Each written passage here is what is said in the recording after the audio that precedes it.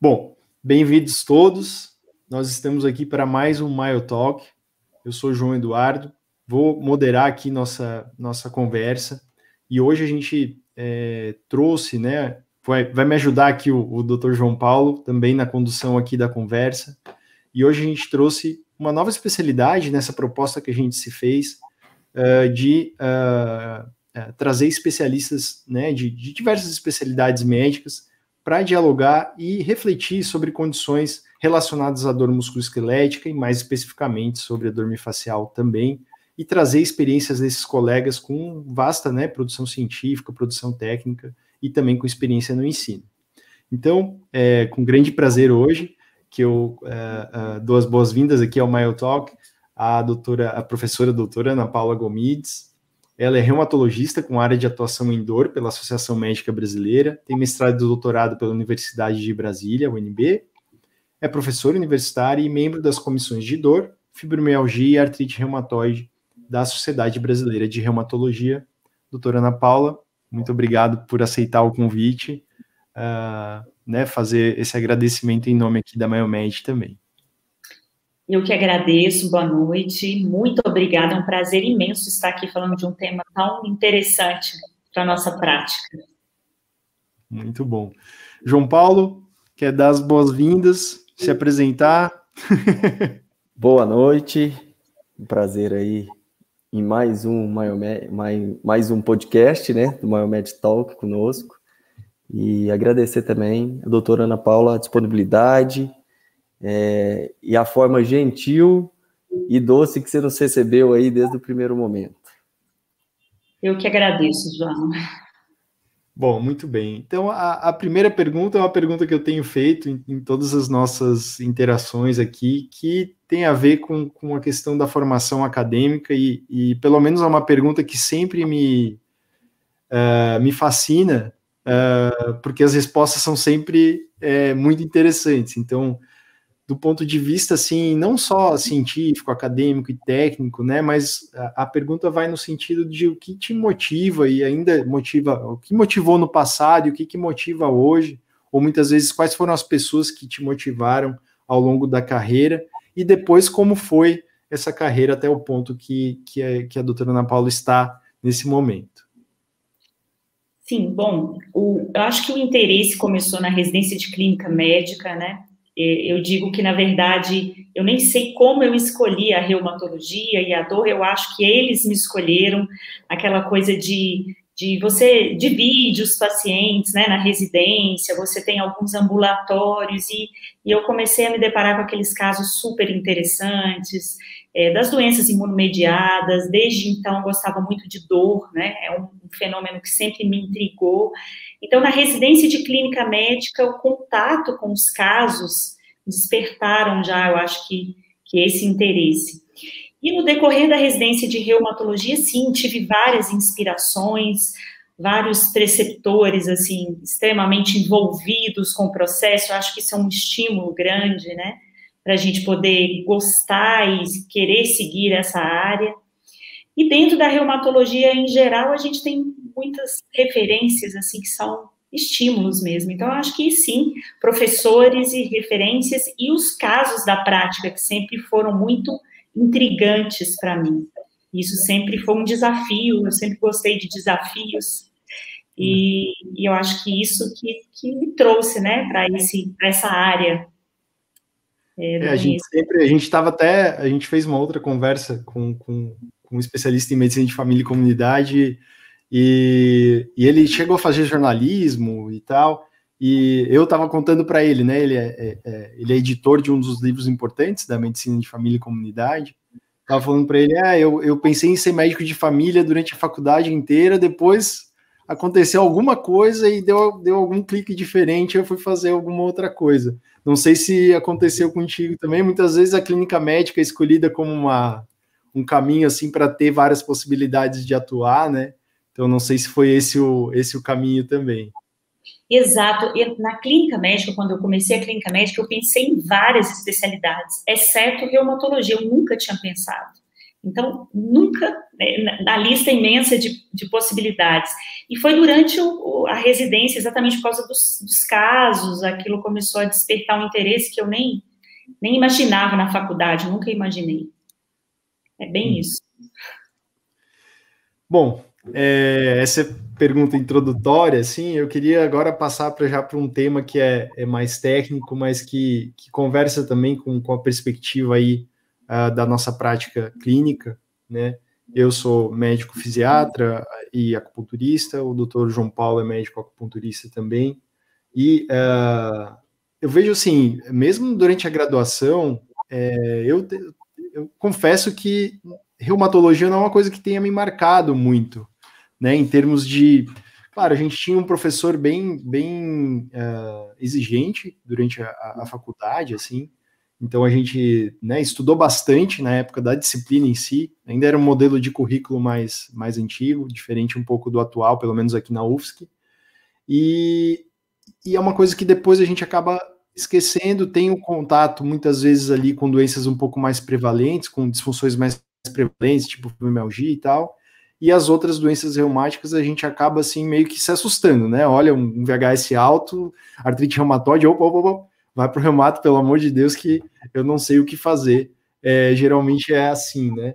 Mas isso também acontece com talvez essas queixas também mais prevalentes, essas disfunções mais prevalentes. Então, nesse sentido, em relação à abordagem da dor musculoesquelética, né, não só da perspectiva do reumatologista, mas também numa perspectiva mais geral, né, em termos de formação e em termos do conhecimento dos clínicos gerais, assim, como que você vê isso, né? Porque muitas vezes, até para um fã, né, eu trabalhei em regulação municipal de exames, né, de exames ambulatoriais, e eu vejo que muitos médicos clínicos, né, têm dificuldade, por exemplo, em interpretar um fã, né, com título baixo, às vezes, né, não consegue reconhecer que aquilo é um achado e tal. Então, nesse sentido, essa questão da dor musculoesquelética em geral, né, como que é esse conhecimento e como que a gente consegue ampliá-lo. Sim. Eu vejo, João Eduardo, assim, que há um grande déficit, eu acho, nos cursos de graduação em geral. É claro que há uma variação de faculdade para faculdade, né? Mas, de uma forma geral, eu acho isso muito pouco abordado nos cursos de graduação. E em medicina, que é o que eu tenho mais contato, né?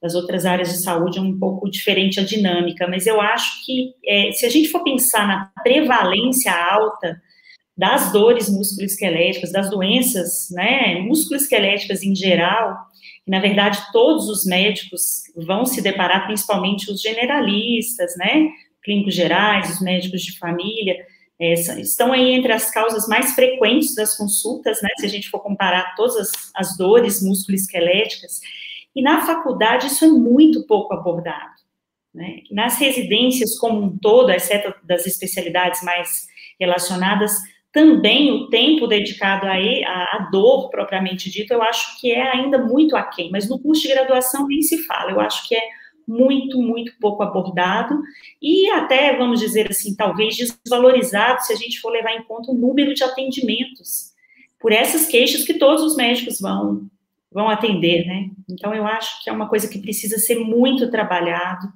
em todos os aspectos, na graduação, com os profissionais também já formados, né? Daí eu achei super interessante o projeto de vocês, porque é o que você está dizendo, assim, para o médico que faz um atendimento geral, às vezes noções básicas fariam total diferença na condução daquele caso, total diferença para o paciente, para o sistema, para ele mesmo, né, para a resolutividade. E, às vezes, o paciente fica muito perdido, tem dificuldade em encontrar um reumato, para, às vezes, uma interpretação simples, que um conhecimento básico teria resolvido o problema do paciente lá atrás. Então, eu acho que para os médicos, em geral, é um tema, é uma área que ainda é muito ruim a formação, que a gente precisa tentar fazer trabalhos, assim, para os médicos em geral, para os profissionais de saúde em geral, né, mas aqui a gente falando dos médicos, para essas noções básicas, tanto das doenças reumáticas imunomediadas, que a gente fala, né, essa questão aí dos anticorpos, das provas inflamatórias, são coisas muito tranquilas e fáceis, mas que não são divulgadas. E da dor também, né? Sim. A gente não pecar nem pela falta, nem pelo excesso, que são as duas coisas que a gente acaba vendo na prática, né? Às vezes um subdiagnóstico, né? Ou o contrário, às vezes o paciente tem uma coisa muito simples de esclarecer e é submetido a uma maratona de exames, de consultas que não teriam necessidade, né? A gente conversou com um ortopedista que é editor de um dos livros de exame clínico, exame ortopédico, e aí eu perguntei exatamente sobre isso, né? Pô, a gente sai da faculdade sabendo palpar uma barriga, auscultar um coração, mas não consegue examinar um ombro, né? Muitas vezes, ou definir um diagnóstico diferencial de uma dor lombar, que eu lembro que quando eu estava na graduação, assim, meu Deus, como é que eu trato dor lombar? Saí da faculdade sem saber. E aí acho que foi isso até que me motivou a fazer. Primeiro fiz acupuntura, depois fisiatria, mas até foi isso que me motivou. E aí, indo para essa questão da semiologia, como que é o ensino da semiologia dentro da reumato, né? Principalmente voltado agora para essas questões da dor, porque né, eu entendo que né, nas doenças imunomediadas, a questão dos marcadores e até da terapia se baseia bastante nessa questão né, de exame complementar, mas a parte semiológica ela acaba sendo importante ali, principalmente no diagnóstico, pelo menos inicial. E como que é o treinamento dos estudantes, dos residentes, né, ou mesmo dentro da reumatologia em relação à semiologia, assim, né? Sim, e aí, trazendo um pouquinho a questão para a dor miofascial, para a palpação muscular, né? Sim. Essa sensação que você teve ao se formar, eu imagino que ainda permaneça na grande maioria dos alunos que estão se formando na graduação. Que eu vejo isso na graduação, a questão do exame físico, até da história mesmo, né? Relacionada a esse tipo de doença, eu acho que é muito pouco abordado ainda. Então, no curso de graduação, eu acho que é uma pequena parte da semiologia que é dedicada a isso. A questão de um exame, né, do sistema musculoesquelético e essa abordagem até de história um pouco mais, mas exame físico eu vejo que há muita dificuldade ainda.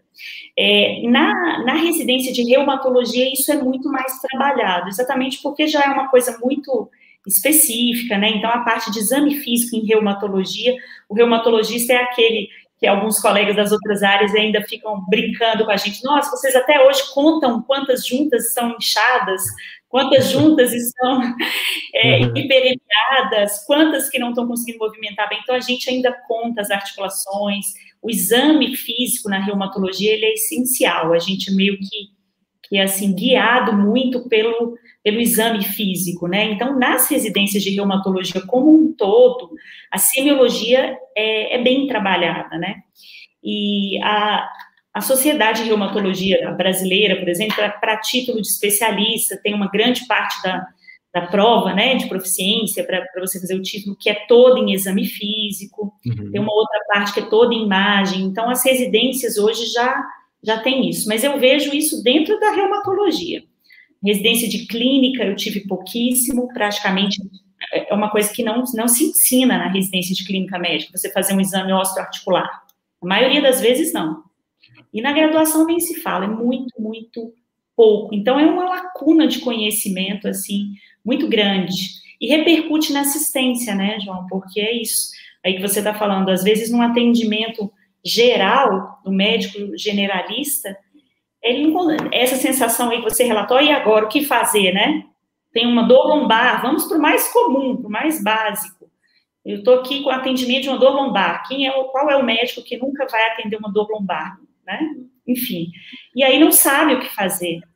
Então, eu acho isso um problema sério, assim, que precisa ser trabalhado, né? E esse, Ana Paula, é um grande desafio nosso mesmo, por sentir essa dor da nossa formação. Porque a gente sabe que a gente tem um déficit na formação médica. Na reumato, eu acho que muito. A gente não sabe muito, quem não é reumatologista apanha muito no diagnóstico. Então, eu falo muito isso. A gente trabalha muito em conjunto. Eu estou com dúvida, eu mando para o especialista. E isso, eu acho que é até uma coisa que é do especialista mesmo, uma avaliação de exame mais específico, alguma coisa mais aprofundado, o especialista para vocês é simples, mas é por quê? Porque é especialista. Agora, quando a gente fala de uma dor, principalmente que é o nosso ponto aqui, muscular, miofacial, é uma coisa tão simples de análise, tão simples da gente poder ter o conhecimento ali e até de aplicar o tratamento, que a gente fala, isso aí deveria e deve ser mais divulgado, mais incentivado. A gente começa assim no médico, mas o grande objetivo é que o estudante aprenda isso ali na formação, que faça parte de uma grade curricular, né? Sim, concordo plenamente, gente. É uma coisa que já está em tempo, já era para estar sendo assim, né? E eu sempre me assusto por causa da prevalência. Quando a gente Sim. vai ver a porcentagem de atendimentos médicos em geral, quantos por cento ali a gente tem de dor, né? Dor, nem é o que você falou, nem estamos conversando de doenças imunomediadas mais raras, dor miofacial, dor lombar, né? E coisas do tipo. tipo. A prevalência mesmo, a incidência que tem isso lá no serviço primário, que tem no serviço secundário, principalmente, ali no primário e secundário. E a incidência de que nós, como pessoas, temos essas dores. Sim. Então, assim, se não me engano, João Eduardo, aí, 85% da população mundial vai ter dor miofacial em alguma época da vida relacionado, seja ela consequência de outro tipo de dor, ou seja ela primária, mas que a gente tem envolvimento, e a gente vê essa lacuna aí do conhecimento, e a gente espera cada dia ter mais gente divulgando isso. Muito legal ouvir que a dor que a gente sente é a mesma do lado da especialidade aí, que lida com tanto com esse tema, né? Sim. E Ana Paula, assim, a questão da dor miofascial, agora trazendo um pouquinho essa questão da dor miofascial, aproveitando o gancho,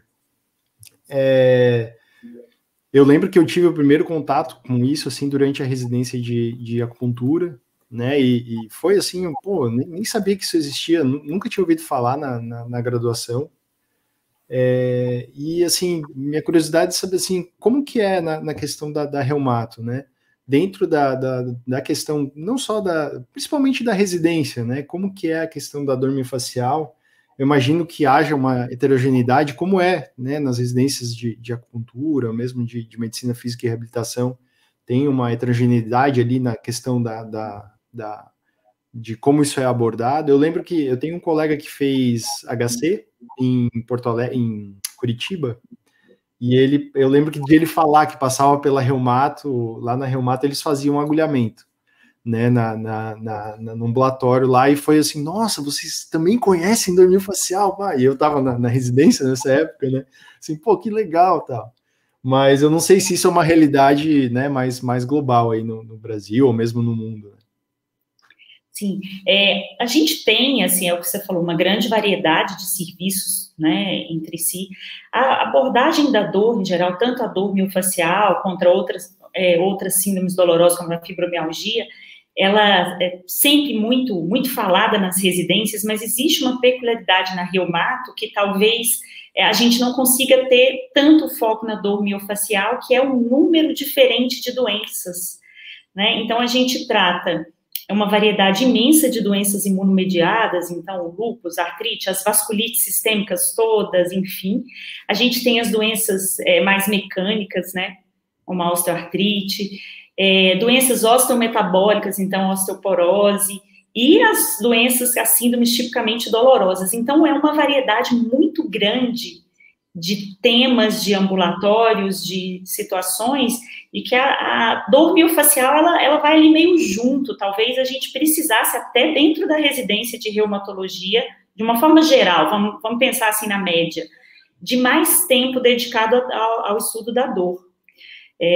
Né, eu acho que sim, que ainda dentro da reumato, que talvez seja uma das que mais, né, trabalhe isso, a gente ainda precisaria de mais tempo, mas eu acho que isso fica um pouco diluído diante da variedade muito grande de doenças. Uhum. Então, são inúmeros ambulatórios né, das colagenoses, como a gente falava, e a dor ela fica meio ali, meio junto, e não é, talvez, o foco da residência, certamente não é. Ela não tem um papel central na residência de reumatologia, a abordagem da dor, não tem. Muito pelo contrário, as doenças imunomediadas é que tem um enfoque maior na formação do reumatologista. Então, mesmo dentro da especialidade, eu creio que a gente precisa crescer muito ainda nessa área aí da formação. Eu lembro que até o Dr. Diogo comentou, e até a gente ficou surpreso, assim, né? A gente estava conversando ainda há pouco sobre o Dr. Diogo Domiciano, lá da USP, que estava citando a experiência dele lá no ambulatório de fibromialgia da USP, né, durante a aula dele. E, bom, enfim, eles usam bastante a abordagem da dor miofascial, principalmente no contexto da fibromialgia, né? E aí eu já emendo a minha pergunta em relação à fibromialgia. Assim, o que mudou na abordagem da condição da fibromialgia nesses últimos anos aí? Teve mudança de classificação, teve toda uma questão voltada mais, talvez, para reconhecer, né, outras, vamos dizer assim, outros sintomas, né, relacionados à fibromialgia, né, não baseado somente nos pontos e tal, nos tender points. E eu queria saber um pouquinho como é que está isso em relação à fibromialgia e também em relação à importância do componente miofacial nesse contexto. Sim. Em relação à fibromialgia, assim, a gente teve, sim, algumas mudanças de entendimento, né? Em relação à fisiopatologia, muita coisa ainda a se definir, mas, assim, a gente já tem bastante evidências em relação à questão da sensibilização central, então, de todos os mecanismos envolvidos, há, de fato, várias alterações, né, que culminam aí com essa sensibilização central. Existe uma linha de trabalho aí que existiria até uma neuropatia de fibras finas, mas a nível periférico, a gente tem alguns estudos experimentais, e, na verdade, são estudos difíceis, né, que são com biópsia, enfim, mas existe aí uma coisa ainda não definida, mas algumas evidências, e que quando a gente pensa na sintomatologia dos pacientes que queixam parestesias, que queixam alterações periféricas, de fato, talvez tenha aí alguma coisa, né, que venha a ser comprovado, mas a sensibilização central é o principal, né. A gente hoje entende, foi um pouco, vamos dizer, abandonado, assim, essa questão dos tender points como era antes, para fechamento de diagnóstico, né, e a gente tinha aqueles critérios que a gente contava os pontos, e hoje, na verdade, é entendido mais como regiões dolorosas, e mais aquele conceito de dor difusa, que pega acima e abaixo da linha da cintura, dos dois lados, muito mais esse conceito de uma dor generalizada do que a gente ficar contando, né? E sim, os outros sintomas associados tomaram uma importância que a gente já sabe que são sintomas muito prevalentes, tanto quanto a dor, principalmente a fadiga e os distúrbios do sono. Então, nos critérios atuais, existem até algumas escalas que a gente quantifica, assim, tenta quantificar um pouco, né, através de perguntas, a gravidade desses distúrbios, mas isso mudou um pouco. Inclusive, outros sintomas, por exemplo, cognitivos, que são muito prevalentes, chamado fibrofog. A gente tem alguns sintomas autonômicos. Então, de fato, existem muitos e muitos sintomas que hoje a gente já entende um pouco melhor, e não é só mais aquela questão, assim, só a dor, né? Na verdade, os outros sintomas, às vezes, são tão incapacitantes quanto a dor, principalmente a fadiga, né? Em relação ao tratamento, João, o que eu vejo hoje, assim, nos últimos anos, ficou muito claro para a gente na reumatologia, embora aquela história da evidência científica, a gente sempre precisa de mais, principalmente nessas doenças que cursam com dor, né? Eu acho que é difícil, porque como é um fenômeno multifatorial, é muito difícil a gente conseguir fazer pesquisas, assim, analisando uma ou outra variável, né? Já que existe uma grande interação aí dos fatores, né, geradores da dor. Mas em relação ao tratamento, muito claro para a gente a importância do tratamento não medicamentoso. Muito mais até, assim, a gente vê maior eficácia de medidas não medicamentosas no manejo, por exemplo, da fibromialgia, né, principalmente atividade física, a questão terapia cognitivo-comportamental quando tem um componente importante, né, e fisioterapia, acupuntura, enfim, do que a medicação de forma isolada. Então, os estudos mostram, por exemplo, superioridade das atividades físicas versus os medicamentos. Então, ficou muito claro para a gente, os guidelines de fibromialgia Antes de ir para o tratamento medicamentoso, todas essas intervenções não medicamentosas são recomendadas como primeira linha de tratamento. Então, acho que seria, assim, talvez as principais mudanças. Uhum. A gente tem aí um pouco a questão da medicina canabinoide, que está chegando aí, e que a gente ainda não tem muitas evidências em relação à fibromialgia. Os estudos são pequenos e conflitantes, mas vem causando aí um grande interesse, né, aquela história da pulga atrás da orelha, vai ajudar, não vai ajudar? A gente ainda não tem uma resposta definitiva para isso, estudos muito pequenos e ainda inconclusivos, mas talvez seja essa linha aí que vai nos responder sim ou não, né, nos próximos anos. Tá bem em voga para muita coisa, né? Sim. Os canabinoides. Vamos ver, tomara. João Paulo, alguma consideração? Acho que tocou num assunto que nos motiva bastante, que é a questão dos tratamentos não farmacológicos. E eu acho que a minha próxima pergunta é sobre o Instagram do Escola da Dor. Eu acho que conversa um pouco sobre medidas não farmacológicas, né, João Paulo? A gente teve o privilégio de ter colegas fisioterapeutas que montaram um curso, deram um curso ofereceram um curso sobre autocuidado, né, João Paulo? Como é que conta a experiência aí? Não, é porque a gente vê, Ana Paula, que o tratamento é interdisciplinar. A gente sabe, e faz parte, no caso da miofascial, o paciente envolver muito. Porque uma coisa é a gente ir lá e desbloquear aquele ponto gatilho, que é fundamental para o tratamento. E isso a gente tem várias maneiras. O padrão ouro, o agulhamento. Mas a gente tem massagem, a gente tem laser terapia, terapia de ondas de choque, eletroterapia, várias abordagens não farmacológicas. Além disso, os autocuidados, de alongamento, de trabalhar ali posição e trabalhar os fatores perpetuantes. Então, é um conjunto de fatores que a gente orienta muito isso, que o paciente tem que entender e o profissional orientar aquilo ali. E essa interdisciplinaridade em que a gente pode contar com outros profissionais da saúde que saibam do conteúdo, e muitos deles sabem, muitos físicos trabalham muito bem com isso, educador físico trabalha, desbloqueia ali com rolinho, com bolinha, e tem um resultado legal. Então a gente fala muito isso, do tratamento não farmacológico, da importância dele, e a gente sabe disso, na dor miofascial, não nos quadros aí reumatológicos, e associar essa interdisciplinaridade. Então, o conhecimento não só para o profissional médico, mas também para essa gama de profissionais de saúde que podem atuar junto, e na minha prática que eu consigo fazer muito bem essa interdisciplinaridade dos meus pacientes. E mais ainda, o paciente chegar ao conhecimento disso, né? E se cuidar e fazer um pouco disso.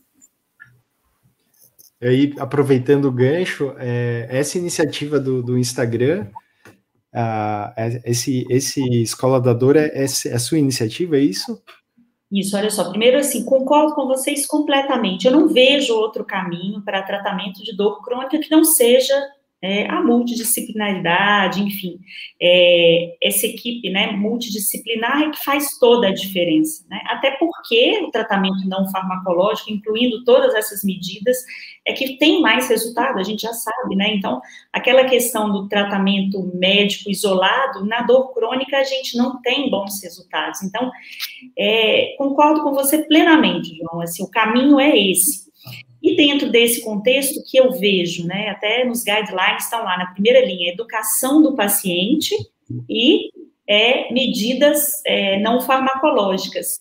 E aí, né, nesse ponto, por exemplo, de educação do paciente, de compreender a complexidade da dor, de todos esses fatores envolvidos, aquela história assim que, olha, eu ficar aqui te dando somente um medicamento e o restante não funcionar, não vai dar certo.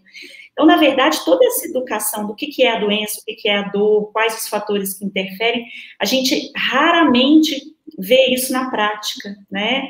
Algumas situações específicas, consultórios, alguns serviços universitários que conseguem fazer um atendimento, assim, com calma, né? E que tem essa equipe, mas na prática, a maioria dos pacientes, eles têm dúvidas básicas e continuam com as dúvidas. Isso sempre me incomodou muito. Uhum. E eu já tinha também algumas experiências, assim, de ser convidada, curso para paciente, curso para leigos, palestras, algumas coisas, e eu fui sempre muito surpreendida com essa história, com a repercussão, com a demanda. Eu falo que tudo começou, o meu interesse começou quando me chamaram para fazer uma aula num shopping aqui, que tinha umas palestras da área de saúde. Aí um amigo que é fisioterapeuta, um educador físico, eles tinham um ciclo de palestras, de vários assuntos. E aí falaram, Ana, a gente vai fazer de fibromialgia e tal. Eu lembro que era à noite, no meio da semana, sabe aquela coisa assim, que eu falei, gente, isso não vai funcionar. Um auditório imenso chegou lá, gente, foi um negócio assim muito chocante, a gente assustou muito com o número de pessoas, não, seguranças do shopping, pode autorizar todo mundo sentar no chão, ficar em pé, tal. Chegou uma hora que eles falaram, olha, doutor, temos que fechar, porque não é mais seguro, dá uma olhadinha, vai um pouquinho lá fora. Na hora que a gente foi lá fora, tinha uma fila, enfim, a gente teve que fazer 3 vezes a mesma palestra. E caiu a minha ficha assim, nossa, meu Deus, no meio de semana, numa cidade grande, as pessoas despencaram um shopping para ouvir informações básicas, não era nada de outro, sabe? Por quê? Pessoas que tinham a doença e que não entendiam. Então, aquilo sempre me incomodou. E aí, isso aconteceu em 2018, a primeira vez. Desde então, eu falei, eu quero fazer um curso para pacientes, eu quero trabalhar nisso. Mas, enfim, acabou que, na parte científica, eu sempre trabalhei muito com artrite reumatoide, e a dor ficou meio que, né, a fibromialgia. Até que veio a pandemia, assim como vocês, e eu acabei resolvendo. Falei, não, acho que agora está na hora daquele projeto, e acabou começando pelo Instagram. Foi em janeiro, né? Então foi uma surpresa muito grande a receptividade das pessoas, o feedback, assim, de informações realmente para leigos e uma resposta incrível, assim, nossa, eu nunca soube disso, tem 15 anos, obrigado, agora eu me acalmei com essa informação, ou tal coisa me ajudou muito, eu mudei a minha cabeça, enfim, sabe quando você tem aquele retorno, você fala, meu Deus, tudo é educação? Tudo é orientação. E o paciente só tem como assumir esse papel central se for falado isso para ele. Né? Olha, a sua dor tem interferência disso, do estilo de vida, de uma série de situações, e que se você não melhorar esses outros aspectos, não adianta você apostar todas as fichas em um remédio milagroso, né? E, então, eles entendem, quando tem oportunidade de receber essa informação. E aí a internet veio propiciar isso, né? E com a pandemia, e aí surgiu essa Escola da Dor. Cheguei a fazer uma primeira turma de um curso, foi super legal. Agora eu resolvi organizar, justamente porque tem vários colegas de várias áreas, né, da saúde, fazendo aulas, então tá bem legal, mas por enquanto eu estou organizando melhor para abrir de novo. Por enquanto. E era um curso com interação ao vivo, assim? Ou era... Essa primeira turma, ela teve uma aula ao vivo e aulas gravadas, então esse pessoal ainda está fazendo, mas aí surgiu um monte de coisas assim, eu falei, não, eu vou estruturar melhor e estou terminando essa turma e não abrir mais e continuo só com o trabalho no Instagram, mas é muito legal esse feedback. Eu nunca... E é voltado para o paciente? Para o paciente, o público leigo, totalmente leigo. Muito e legal. Não tem oportunidade, gente, são poucos, né? São poucos que têm essa oportunidade de chegar e falar, olha, deixa eu te explicar o que acontece no seu corpo de uma forma fácil. Olha o que acontece que fica uma dor crônica, então explico, sabe?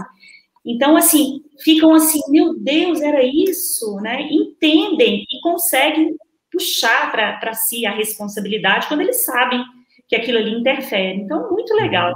Estou gostando demais desse feedback que eu tenho recebido, assim. E aí eu quero me aproveitar aqui da entrevistada e perguntar quais são os desafios e quais as soluções, assim, porque a gente também, né, teve que aprender quando a gente resolve fazer, não, vamos fazer um post. Sim. Né? E aí tu vai descobrir que tem uma série de nuances ali que é preciso preparar e ter um conhecimento até que às vezes requer até um conhecimento técnico de outra área. Então, essa é a pergunta, assim, né? Quais são as situações mais, não complicadas, mas assim, de ter que beber a fonte de outras coisas, né? De outros conhecimentos. Sim, João, eu acho que é tudo diferente, eu também estou apanhando ainda. Vai desde a forma de comunicar, a gente é acostumado a fazer aulas técnicas, na verdade, né? Então, de repente, por exemplo, para um público de uma rede social, que é um tom mais leve, então a forma de se comunicar para o público leigo, na internet, que é diferente, né? Com vídeos, enfim, a parte da escrita também, porque você colocar um texto para um público leigo de forma que não fique cansativo e que seja atrativo. Então, eu acho que toda essa comunicação é desafiadora, as ferramentas em si, né? Nós somos da geração que eu falo para os meus alunos, gente, eu formei, não existia internet.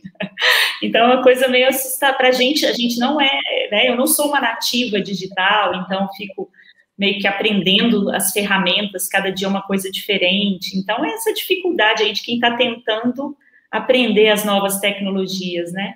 Mas tem sido legal, assim, eu falo que isso estimula também a gente a sair um pouco fora da questão médica em si, né? Isso é legal. Você tem que pensar numa foto, você tem que pensar numa arte. Eu imagino que deva até mudar um pouco até a questão de comunicação com o paciente que comparece no consultório, né? Não sei, acho que talvez tu use esses, não sei se é o caso, mas começar a usar esses recursos também adicionais à consulta, porque muitas vezes a consulta ela não dá conta, né? Mesmo se envolver uns retornos e tal, mesmo assim, né, tem coisas que a gente tem certeza que quando o paciente sai da porta não ficou bem compreendida. Exato. Então, assim, os materiais, por exemplo, né, que é uma coisa legal, eu tenho feito, escrevi e-book, né, gravei vídeos sobre tal tema, então eu tenho enviado para os meus pacientes, então é isso. Acaba que a gente abriu também um pouco o leque dessa forma de educar o paciente. Né? E é interessante, eu sempre coloco isso dentro da nossa visão de vida mesmo. Qual a sua intenção em fazer isso? E quando você traz a intenção de auxílio, de ajuda, você está sendo útil no meio. E a gente fala isso muito na Myomed. Qual que é a nossa intenção aqui? É de trazer utilidade ao meio mesmo, com conhecimento, que a gente possa ampliar o conhecimento dos profissionais de saúde inicialmente, para que eles possam tratar melhor seus pacientes, para que eles sejam beneficiados com melhor qualidade de vida. E é muito legal ver esse testemunho seu de um projeto muito novo, que já virou um sucesso numa rede social, você ter 10 mil seguidores em tão pouco tempo, com engajamento legal, isso é um sucesso, mas o mais legal é ver você falando da intenção. Para que você está fazendo isso? Né? Muito legal. Que bom que vocês gostaram. E eu sempre senti isso no consultório. Os pacientes que a gente consegue no consultório fazer essa educação, e é como o João Eduardo falou, isso leva tempo, o paciente foi várias vezes. A gente tem, por exemplo, na fibromialgia, uma questão que grande parte dos pacientes chega e fala, meu marido não acredita nessa doença, ou problemas no trabalho, porque as pessoas acham que está inventando a dor, né? O paciente que tem dor crônica, dor não é visível, né? Então, enfim. E às vezes eu peço, traga o fulano, e dou uma aula para o familiar, ou seja, e aquele paciente que a gente consegue cercar, a evolução é outra. Eles falam, nossa, doutora, depois que eu entendi, a minha vida mudou. Então, isso eu sempre via quando eu conseguia fazer isso um a um. É nítido, o paciente muda, é aquela história, ele passa a precisar menos de você, na verdade. Porque eu já falo nas primeiras consultas, não, você ficar vindo aqui só para eu te passar o remédio sem o resto, não vai resolver. Não coloque sua esperança aqui nesse meu remédio. Tem que ter isso, tem que ter aquilo, então todo esse trabalho. Então eu sempre vi, só que a rede social possibilitou a gente levar isso para pessoas de todos os lugares. Então, gente, eu recebo cada depoimento, cada mensagem, assim, que eu fico, às vezes, foge, assim, a minha assim, expectativa, sabe? Eu estou muito surpresa, assim, com a repercussão. Muito legal isso. E a gente vê o poder da educação, né, na saúde. Sim. Na saúde. E aí eu vou trazer um gancho, que talvez não seja um gancho, muito gancho, mas enfim. Eu fiz o dever de casa aqui, fui lá no seu currículo, Lattes, e enfim, tinha muita coisa, então eu acabei selecionando algumas coisas que me interessavam e li. Tem um artigo aqui publicado pelo grupo, imagino, né, no PLOS ONE, que é uma baita revista, né, agora, em 2020, falando sobre a discordância entre a avaliação do paciente e do médico em relação aos seus desfechos, né? Ou, pelo menos, ao desfecho esperado. E, assim, como eu sou fisiatra, então a gente trabalha muito com a questão do prognóstico e de metaterapêutica funcional, né? Então, tentar decidir o que é viável, o que é factível, mas, ao mesmo tempo, eu tenho que combinar isso com o paciente, né? Então, se puder explorar um pouquinho esse tema, eu acho que é bem interessante, acho que esse tudo vale a pena a leitura, é uma revista aberta, inclusive, então, para quem tiver interesse, a gente vai deixar aqui abaixo do vídeo, aqui a gente deixa a referência, se alguém quiser dar uma lida. Sim. Nossa, você teve um olhar muito... Porque esse é um assunto que estou impressionada, porque é um assunto, assim, que de pouco tempo para cá, tudo da reumatologia, assim, muitos estudos saem nessa questão de desfechos relatados pelos pacientes, né? Então, a gente tem tido muitas coisas e que chamam, de uma certa forma, as primeiros estudos antes desse nosso, que eu vi, eu falei, nossa, mas como é que a gente não estava pensando nisso tão claramente assim? Na verdade, é meio que até um puxão de orelha, ainda bem que a gente está se redimindo, porque, na verdade, o que acontece? A gente tem inúmeras métricas, inúmeros índices de atividade, a gente busca, que a gente fala, obsessivamente a tal da remissão das doenças, né, imunomediadas, a gente quer zerar o processo inflamatório, e coisas muito simples para o paciente, por exemplo, eu continuo com dor ou não, ou atividades de vida diária, a gente tem escalas, mas a gente muitas vezes foca em um aspecto e o paciente em outro, e esses estudos, inclusive esse nosso, veio mostrar isso.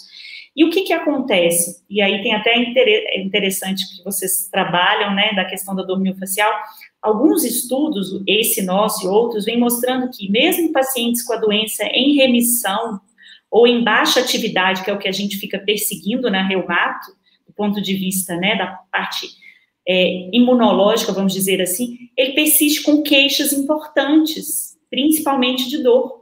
Uhum. Então, leva a gente a pensar, primeiro, realmente nesses desfechos relatados pelo paciente. Segundo, outros mecanismos, outros tipos de dor associada nesses quadros de doença imunomediada, né? Uhum. Aí até dor miofascial, enfim, outros quadros secundários e que muitas vezes um paciente com lúpus, com artrite reumatoide, às vezes não é o nosso foco inicial. Então, é um estudo super interessante e que vem saindo outros, e a gente está agora começando a pensar mais o que fazer. Então, escalas, e eu acho que cai numa coisa que deveria ser básica, que a gente está tendo que resgatar, que é a escuta do paciente, né? Eu falo com os meus alunos, então, uma escuta, às vezes, o que o paciente realmente, o que ajuda, o que ele quer ali no dia a dia, às vezes, mesmo com a doença em remissão, ele ainda não conseguiu. Só para clarificar, talvez não fique claro para o ouvinte que não tenha tanto contato ou talvez não seja médico e não tenha tanto contato com a reumatologia, então agora a gente mudou a chavinha aqui, esse estudo trata de pacientes com artrite reumatoide, então são pacientes que se não tem sua doença controlada, eles podem evoluir para deformidade, para incapacidade importante, em decorrência do processo inflamatório que envolve a doença. Por favor, me corrija se eu estiver errado. Só que, né, o insight que eu acho super legal do artigo é esse, né, que é essa questão do que realmente importa, né, para o paciente. Muitas vezes, claro, ele quer ter sua doença controlada e o prognóstico a longo prazo né, não sofrer, por exemplo, com deformidades, mas a curto e médio ele quer lavar a louça, ele quer limpar a casa, ele quer vestir a roupa, tomar banho, e se ele tiver com dor, ele, por exemplo, não vai conseguir, né? Então, acho que é mais ou menos isso que dialoga, né, o achado do estudo. Exato. E, bom, aí tem um outro aqui que eu separei, como está mais ou menos no forno, assim, um estudo sobre... A gente teve uma experiência interessante aqui no nosso serviço, que a gente acabou oferecendo, fazendo parte de um programa de integração, de tratamento, de oferta de terapia integrativa para profissionais da saúde, durante o período da pandemia, né? E eu vi aqui que um dos estudos que está sendo conduzido, imagino, não sei se já está no final, aí já tem algum spoiler em relação ao estudo, mas é um estudo sobre enfrentamento sob o ponto de vista dos pacientes com doenças reumáticas, né? O que aconteceu durante a pandemia. Não sei se tem algum insight já que a gente possa... Esse estudo, ele finalizou, né, esse aí dos pacientes, ele já está na fase ele deve ser publicado em breve, já está pronto o paper, posso dar spoiler, sim. Assim, na verdade, o que aconteceu com o paciente reumatológico, muito o que aconteceu com a população de uma forma em geral, né, de todas as questões de impacto, mas principalmente impactos de saúde emocional, né, então a questão de ansiedade, sintomas depressivos, medo, angústia, aquela coisa que foi global, mas isso impactou de uma certa forma, né, embora a gente não consiga fazer muitas associações pelo desenho do estudo, mas esse estudo mostrou, e algumas experiências também nossas, assim, que isso acaba repercutindo diretamente, tanto na parte das doenças imunomediadas, né, quanto nos quadros dolorosos, que tem uma interferência imensa da questão emocional. Então, a sensação que a gente tem é que houve, de fato, uma piora de grande parte das doenças, né? Esses pacientes estão voltando agora no consultório, exato. Voltando agora, muitos, assim, com queixas, assim, com descompensação, e teve um outro agravante que foi a interrupção dos tratamentos, principalmente na rede pública. Então, os pacientes interromperam o acompanhamento, interromperam o tratamento, muitos ficaram sem medicação. Então, foi uma piora, assim, né, os pacientes queixaram piora em vários aspectos, e a gente tem visto isso na prática, né, uma mistura, sem falar a questão física, né, interrupção de tratamentos, fisioterápicos, atividade física, toda essa parte multidisciplinar, quem tinha oportunidade, né, nos grandes centros, acabou sendo interrompido. Então, foi aquelas coisas... em paralelo à pandemia, de outras doenças piorando. A gente tem assistido muito isso na reumatologia, né? João Paulo, alguma consideração? Acho que a gente já... Eu estou me preparando aqui para o finalzinho da nossa conversa. Sei que vai ter tema ainda. Eu tinha separado outros artigos aqui no final, mas, enfim, a gente... Quem sabe uma outra oportunidade, né? Para não tomar tanto teu tempo, Ana Paula. Eu só estou curtindo esse conhecimento aí, vocês estão trazendo aí, é muito enriquecedor mesmo, acho que para todos que vão ouvir, trazer uma visão do especialista da reumatologia, que lida muito com dor de forma geral, mas de uma maneira tão leve como a Ana Paula tem nos trazido aí durante nosso bate-papo.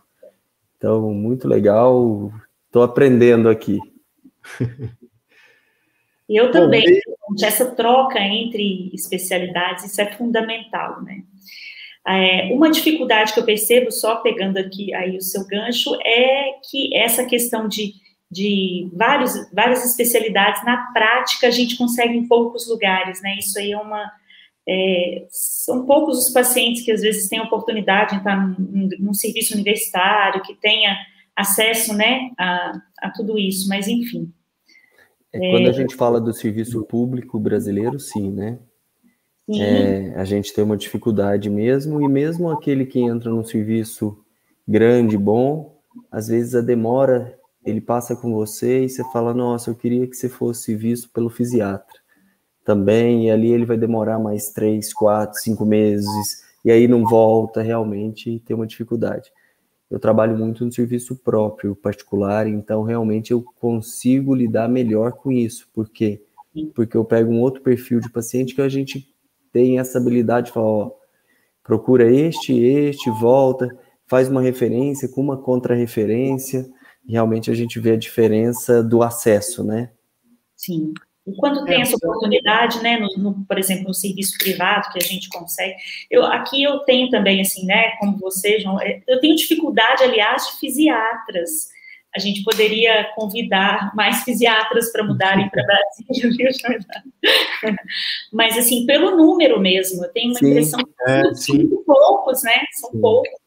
Goiânia, a gente tem um número um pouco maior por ter uma boa residência de fisiatria. E isso faz com que a gente tenha uma formação dentro da cidade, e isso facilita muito para a gente. Nossa.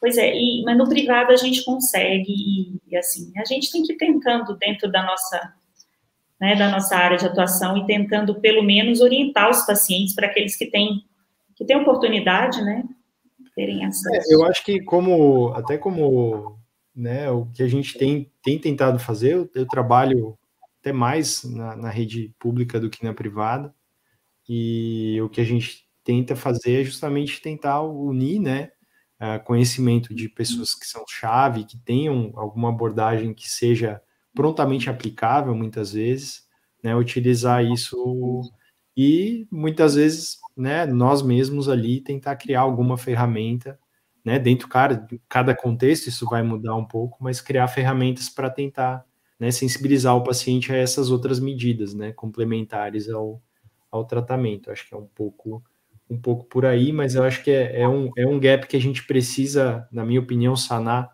né, que é o médico saber orientar o paciente o que fazer, né, porque mesmo na rede privada, eu confesso que eu tenho um pouco de dificuldade, né, de, por exemplo,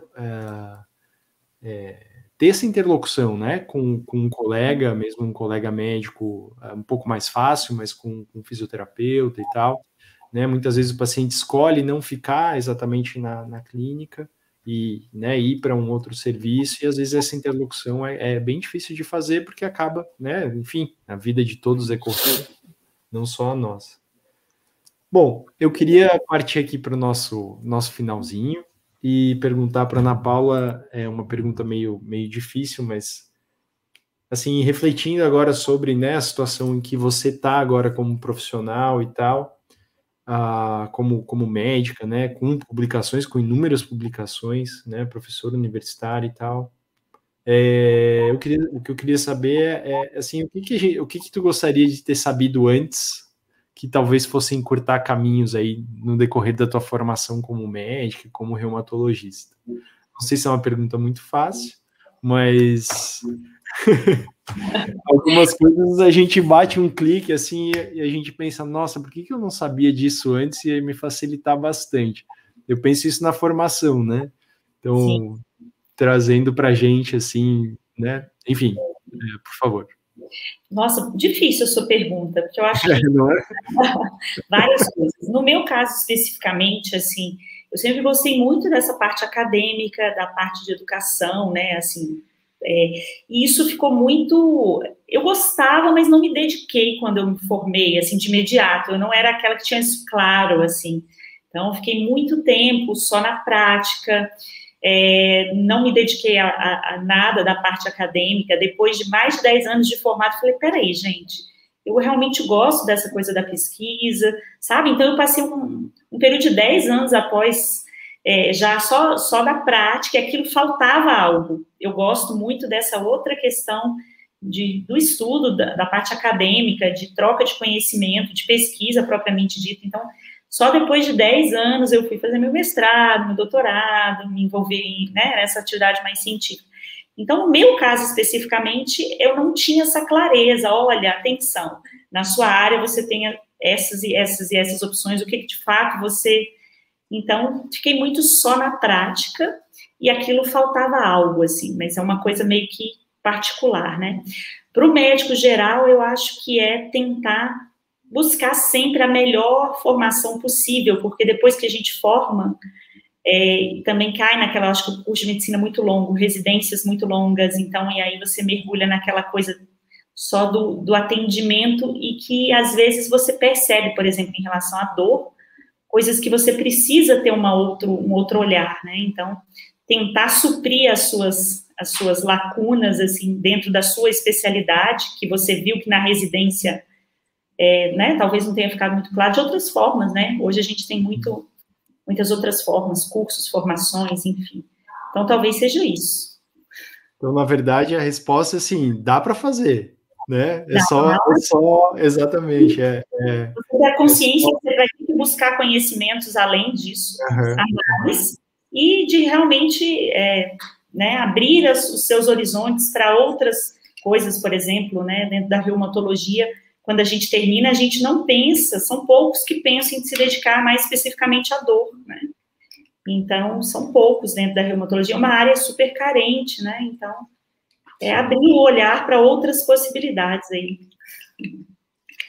Bom, então, agradecer demais, Ana Paula. Não sei se tu tens algum serviço que queira, algum evento que queira divulgar, alguma iniciativa que queira divulgar. Esse é se quiser, por favor, fique à vontade. Não sei se da Sociedade Brasileira de Reumato, né, se tem algum evento ou alguma iniciativa mesmo da sociedade. Sim, eu estou envolvida com a Sociedade Brasileira de Reumato, com a de Reumatologia de Brasília, então a gente está cheio de eventos aí, inclusive talvez a divulgação agora seja para o Congresso Brasileiro de Reumatologia, que é aberto a todos os profissionais, existe uma parte lá para médicos em geral, então é bem interessante aquilo que a gente comentou, assim, por exemplo, de ter um entendimento geral sobre as doenças autoimunes, tem essa parte de dor, tem cursos pré-congressos, assim, que não são restritos a reumatologistas, então fica aí o convite, né? E uma outra iniciativa que eu tenho tido uma experiência bem legal, só compartilhar com vocês, é tanto assunto, né, gente, que a gente não... Eu coordeno uma coisa que foi bem legal também, eu coordeno aqui a Liga Acadêmica de Reumatologia do Distrito Federal, que com alguns projetos, assim, trazendo para o estudante a importância, isso é interessante, dentro da graduação, que é coisa que no curso, em geral, não tem, mas mostrando essas outras coisas, a gente teve um crescimento, assim, era uma liga pequena, de uma faculdade só, e em 3 anos a liga ficou, assim, super concorrida, agora a prova é difícil para entrar, tem gente... Que legal. Tem gente de todas as faculdades são várias faculdades. Sim, agora de todas as faculdades, a gente tem alunos de todas, e é um processo seletivo, assim, difícil, por causa disso que a gente trouxe o quão interessante é a questão da dor, a questão da reumata, a questão das pesquisas. Então, é a Reumatoliga aqui do Distrito Federal, que é uma coisa que eu tenho super orgulho, assim, porque saíram muitos projetos legais dessa liga acadêmica, e eles são super animados. Então, assim, quando tem uma oportunidade, pessoas para estimular, fica aqui nosso papel como educador de mostrar, né, para os estudantes que isso é muito importante e que é muito interessante, né? Sem dúvida. Muito bom. É isso. Bom, mensagens finais.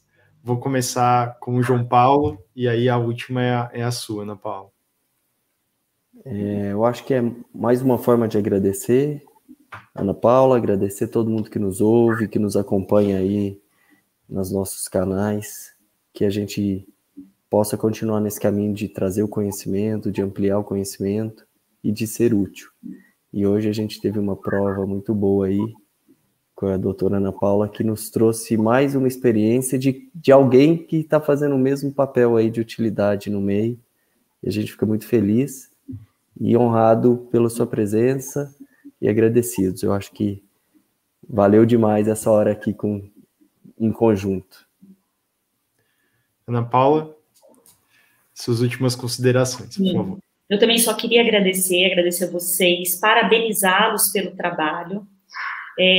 Hoje eu consegui ouvir um episódio do podcast, mas eu já vi os temas, me interessei por todos, eu vou ouvir todos, gostei muito, então vocês estão de parabéns, é um assunto muito pouco abordado e que merece toda a atenção, então muito sucesso para vocês aí, continuem com sucesso no projeto e agradecer a oportunidade, adorei, muito, ficaríamos aqui muito tempo falando sobre isso, né?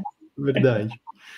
Bom, agradecer enormemente, foi uma conversa muito interessante, tinha alguns outros achados aqui que eu queria conversar, mas quem sabe numa outra oportunidade a gente consegue trocar uma ideia também sobre esses outros aspectos. Então, agradecer demais a presença da doutora Ana Paula, convidar todos né, se quiserem dar algum comentário aqui, esse vídeo vai ficar também no YouTube, então, por favor, fiquem à vontade, e até a próxima, até o próximo MyoTalk. Muito obrigado e até logo.